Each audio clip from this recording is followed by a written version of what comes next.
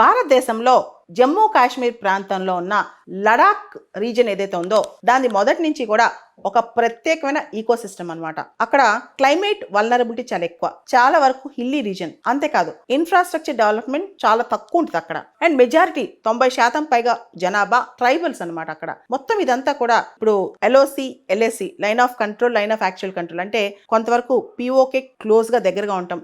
ఇంకో పక్క గమనిస్తే చైనా ఆక్సాయ్ చిన్ ప్రాంతం కూడా దీనికి చాలా దగ్గరగా ఉంటాం. చైనా మన దగ్గర నుంచి ఆక్యుపై చేసిన ఆక్సాయ్ చిన్ ప్రాంతం కూడా. ఇదంతా చూస్తే ఇది లడాక్ అనేది చాలా వల్నరబుల్ ప్రాంతం అనమాట. 2019 ఆగస్టులో మనందరికి తెలుసు గవర్నమెంట్ ఆర్టికల్ 370ని రద్దు చేసేస్తుంది, రిపీల్ చేసేస్తుంది అనమాట. తర్వాత Jammu Kashmir separate union territory, తర్వాత లడాక్ని సపరేట్ యూటీ చేసింది వితౌట్ లెజిస్లేచర్ అనమాట.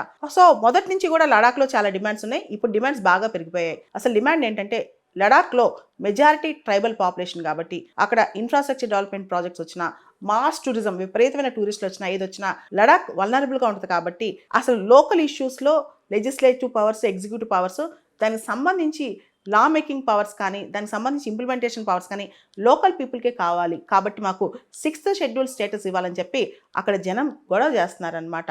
సో దీన్ని సద్దుమడిగించడానికి, దీన్ని ఆపడానికి గవర్నమెంట్ ఆఫ్ ఇండియా ఈ మధ్య కాలంలో మినిస్ట్రీ ఆఫ్ హోమ్ అఫైర్స్ కంప్లీట్గా డిఫరెంట్ రూల్స్ తీసుకొచ్చింది ఈ ప్రాంతంలో.